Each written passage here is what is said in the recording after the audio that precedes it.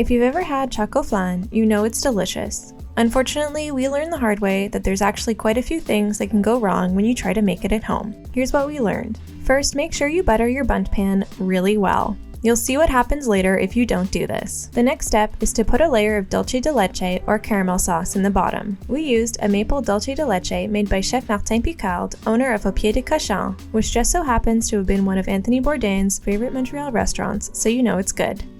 Once there's an even layer, set the pan aside and add 10 tablespoons of softened butter to a large bowl. Next, add 1 cup of sugar and beat with an electric mixer until light and fluffy. Add 1 room temperature egg, beat again until combined, then set aside. In a medium bowl, sift 1 3/4 cups of all-purpose flour. It's generally a good habit to get into to always sift your dry ingredients. It helps to remove lumps and creates a much smoother texture for your finished product. Next, sift in your baking soda, baking powder, and finally 1/3 of a cup of cocoa powder. The cocoa powder especially needs to be sifted, as you can see. You might even need to press some of the larger clumps through the sieve. Whisk this all together, and now it's time to combine the dry ingredients with the wet ingredients. Only add about 1/3 of the flour mixture at first, followed by half of 1 1/4 cups of buttermilk. Use an electric mixer to blend, then add another third of the dry mix, followed by the other half of the buttermilk. Mix again until combined, then finally add the last third of the flour mixture and blend until smooth. The cake batter is now done, so it's time to work on the flan. Add 1 cup of evaporated milk, followed by 2 300 ml cans of sweetened condensed milk to a blender. We use Chef Martin Picard's maple condensed milk, but of course if you can't find his brand, any condensed milk will do.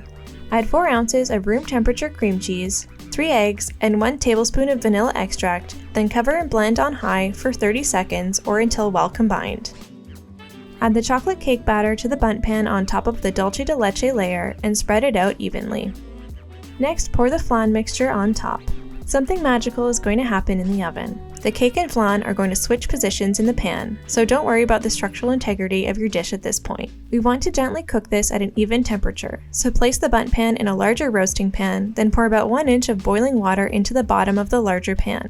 Cover with aluminum foil, then bake at 350 Fahrenheit for 1 hour. Here's where we ran into our first problem.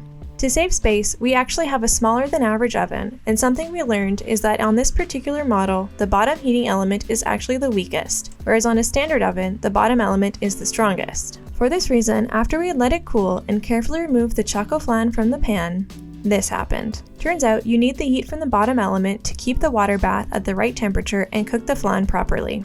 Never fear though, we tried it again in a regular oven. But remember how I mentioned the pan needs to be buttered really well? Well, this is why. If it's not greased enough, bits of the cake get stuck to the sides as it migrates from the bottom to the top of the pan. Personally, I think it looks kind of cool, but not necessarily as polished as you might want. Third time's the charm though, and our final attempt turned out pretty wonderful. Not to mention that it tasted phenomenal. I definitely recommend you try this recipe and learn from our mistakes.